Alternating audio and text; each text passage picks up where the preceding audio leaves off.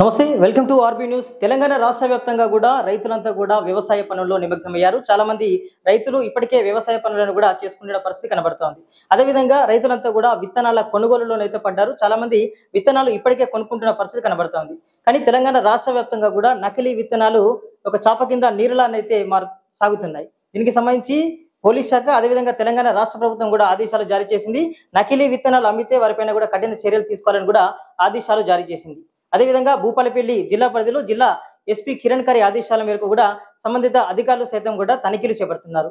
So ఇదే విషయానికి సంబంధించి చిట్యాల సర్కిల్ పరిధిలో ఎలాంటి చర్యలు చేపడుతున్నారనే విషయాలను మనం తెలుసుకుందాం. మనతో పాటు చిట్యాల సిఐ మల్లేష్ యాదవ్ గారు ఉన్నారు. వారిని అడిగి మరిన్ని విషయాలు తెలుసుకుందాం. Sir, good afternoon. Sir, present అయితే మనకు నకిలీ విత్తనాలు అయితే సరఫరా జరుగుతుంది. ఎట్లా ఉంది? వీటిని ఎలా కట్టుదిట్టమైన చర్యలు తీసుకుంటున్నారు? ప్రస్తుతానికైతే మన జిల్లాలో ఎక్కువగా ఈ పత్తి మరియు మిర్చి పంట అనేది ఎక్కువ మనకు సాగు చేస్తూ ఉన్నారు రైతాంగం. మరి దాని మీద కల్తీ చేసే అవకాశం ఉంటుందని చెప్పేసి రాష్ట్ర ప్రభుత్వం నుంచి కానీ మా జిల్లా అది ఉన్నతాధికారి మా ఎస్పీ కిరణ్ కార్ ఐపీఎస్ గారి ఆదేశాల మేరకు మనం పూర్తి స్థాయిలో నిఘా ఉంచడం జరిగింది. ముఖ్యంగా ఈ సీడ్స్ ఎవరైతే షాప్స్ అమ్ముతారో వాళ్ళందరూ కూడా లిస్ట్ మా దగ్గర తీసుకోవడం జరిగింది. వాళ్ళని టైం టు టైం మనం విలేజ్లో ఇన్ఫర్మేషన్ జనరేట్ చేసుకుంటూ తర్వాత రైతులతోటి మనం ఇంటరాక్ట్ అయినప్పుడు వారికి మేజర్గా మనకు జరిగేది లూజ్ సీడ్స్ అమ్మినప్పుడు ఈ స్పూరియస్ అనేది జరుగుతూ ఉంటుంది. అట్లాగే డిమాండ్ ఉన్న ఏదైతే సీడ్ ఉందో దాన్ని బ్లాక్ మార్కెట్ చేయడం కానీ అట్లాగే దాన్ని నకిలీ తయారు చేసే అవకాశం ఉంటుంది. కాబట్టి అటువంటి వాటి మీద మేము ఇక్కడ ఉన్న వ్యవసాయ అధికారులతో పాటు కోఆర్డినేషన్ తోటి జాయింట్గా రైడ్స్ చేయడం, తర్వాత సడన్గా సర్ప్రైజ్ వెహికల్ చెకింగ్ చేయడం, ముఖ్యంగా గ్రామాలలో మనకు ఎవరైనా మేజర్ ఫార్మర్ ఉన్నట్టయితే, పెద్ద రైతులు ఉన్నట్టయితే వాళ్ళు బయట మహారాష్ట్రను లేకుంటే ఇంకెక్కడో వేరే వాళ్ళ మాటలు నమ్మి వాళ్ళతో పాటు ఉన్న అక్కడ చుట్టుపక్కల రైతులకు తీసుకొచ్చి సప్లై చేసే అవకాశం ఉంటుందని చెప్పేసి స్థానిక మీడియా ద్వారా కూడా మనం వారికి అవేర్నెస్ అనేది కూడా క్రియేట్ చేస్తా ఉన్నాం.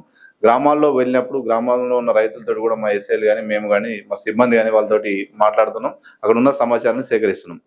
అదేవిధంగా ముఖ్యంగా మేము తీసుకున్న ప్రణాళికలో భాగంగా ఏంటంటే పాత నేరస్తులు ఎవరైతే ఇంతకుముందు గతంలో ఇటువంటి నేరాలకు పాల్పడరో వాళ్ళందరినీ కూడా మళ్ళీ పిలిచి కౌన్సిలింగ్ చేయడంతో పాటు వాళ్ళు బైండ్ ఓవర్ చేస్తున్నాము. వాళ్ళకు క్లియర్గా వార్నింగ్ ఇవ్వడం కూడా జరుగుతూ ఉంది.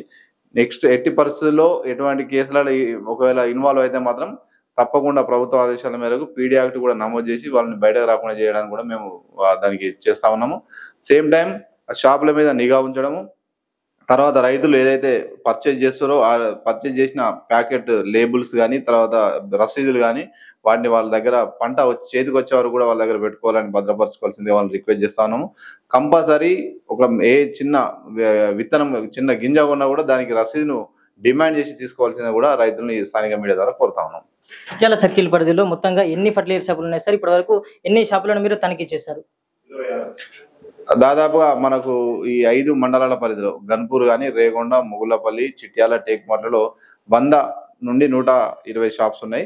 అంటే దీంట్లో మేజర్గా మనకు ఎక్స్క్లూజివ్గా సీడ్స్ అమ్మేటి మాత్రం ఒక 70 నుంచి 75 వరకు ఉన్నాయి. వాటి మీద పూర్తి స్థాయిలో నిఘా ఉంచినాం. అట్లాగే ఫర్టిలైజర్ సీజనల్ వైజ్గా గ్రామాలలో ఫర్టిలైజర్, యూరియా ఇవన్నీ కూడా అమ్మతం పాటు ఈ విత్తనాలు కూడా లైసెన్స్ పొంది ఉంటారు. వాళ్ళకు కూడా మనం మీటింగ్ కండక్ట్ చేయడం జరిగింది. మొన్న జిల్లా స్థాయిలో అయితే కలెక్టర్ గారు, ఎస్పీ గారు వారిని పిలిచి మాట్లాడడం జరిగింది. మేము కూడా మా మండల స్థాయిలలో ప్రతి ఎస్ఐ కూడా వారితోటి క్లియర్గా మీటింగ్ పెట్టి వాళ్ళకు అవేర్నెస్ చేస్తా ఉన్నాం. వాళ్ళకు కూడా చెప్తా ఉన్నాం ఎట్టి పరిస్థితుల్లో ఈ నకిలీ అనేది ఉపేక్షించలేదు. ఎందుకంటే ఈరోజు మనం రైతాంగం అనేది లేకుంటే రైతే దేశానికి వెన్నుముక కాబట్టి మనం అందరం కూడా రైతు ఫ్యామిలీస్ నుంచి చాలా మంది వచ్చిన వాళ్ళం ఉన్నాం కాబట్టి దాని మీద పూర్తి స్థాయిలో నిఘా ఉంచుతున్నాం. వాళ్ళు ఏ టైంలో వాళ్ళకి ఏ సమాచారం ఉన్నా డయల్ 100 ద్వారా కానీ లేకుంటే మా స్థానిక పోలీస్ స్టేషన్లకు ఉన్న ఫోన్ నెంబర్ల ద్వారా కానీ లేకుంటే మా నెంబర్ కానీ కాంటాక్ట్ అయితే ఇమీడియట్గా రష్ అయ్యి మేము ఆ సమాచారాన్ని వెరిఫై చేస్తాం. దాంట్లో ఉన్న ఒకవేళ నిజంగా కల్తీ ఏదైనా సమాచారం ఉంటే మాత్రం తప్పకుండా కఠిన చర్యలు తీసుకుంటాం.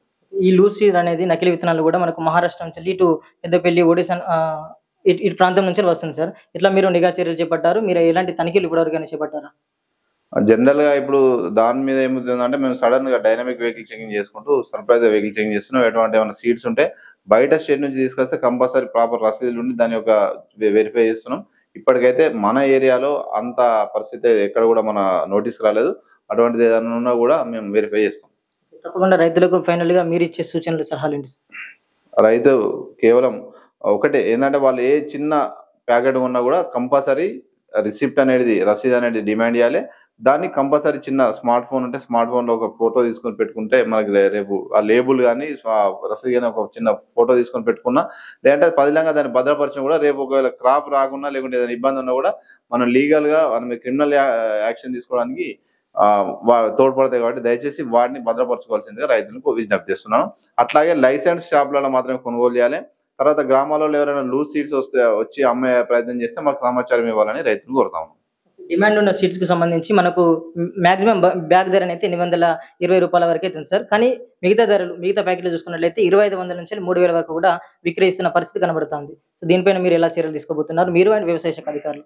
మనం గతంలో కూడా మేము ఇంతకుముందు పనిచేసిన ప్రాంతాలలో డేకా ఆపరేషన్ చేసేవాళ్ళం. అంటే మా కాన్స్టేబులే రైతులాగా ఎవరినో పంపించేసి అట్లా ఏదైనా బ్లాక్ చేసిన దాని ఉంటే ఇంత ముందుకు మనం చీటింగ్ కేసు నమోదు చేసి ఆ షాప్స్ కూడా లైసెన్స్ రద్దు చేయడానికి 2-3 షాపులు కూడా వరంగల్లో రద్దు చేయించినప్పుడు మాకు ఉన్నతాధికారుల సపోర్ట్ తోటి. అట్లాగే ఇప్పుడు కూడా మేము కోరేది ఏంటంటే ఒకవేళ ఎవరైనా రైతులు బ్లాక్ చేసి 800 దాన్ని మీరు అన్నట్టు ఒకవేళ 2500, 3000 బ్లాక్ చేసినట్టయితే తప్పకుండా మాకు సమాచారం ఇవ్వండి. వాటిని కూడా ఉపేక్షించలేదు. నకిలీ వాటి మీద ఎంతైతే మనము కాన్సన్ట్రేట్ చేస్తున్నామో అట్లా బ్లాక్ మార్కెట్ చేసి రైతును మోసం చేయాలని అంటే మాత్రం దాంట్లో కూడా కంపల్సరీ చీటింగ్ కేసు నమోదు చేసి జైలుకు పంపిస్తాం వాళ్ళు. Thank you sir. సో ఏది ఏమైనా కూడా అంటే నకిలీ విత్తనాలు అమ్మితే నిజమైన కఠిన చర్యలు, అదేవిధంగా పీడీ యాక్ట్ కేసులు నమోదు చేస్తామని, రైతుల పాలిట దైవంగా ఉండాలి కానీ శాపంగా మారితే ఉపేక్షించేది లేదని కూడా సీఐ మల్లేష్ యాదవ్ గారు చెప్తున్నారు. కెమెరా పర్సన్ సాయితో రణధీర్, ఆర్బీ న్యూస్, భూపాలపల్లి, చిట్యాల మండల కేంద్రం నుంచి.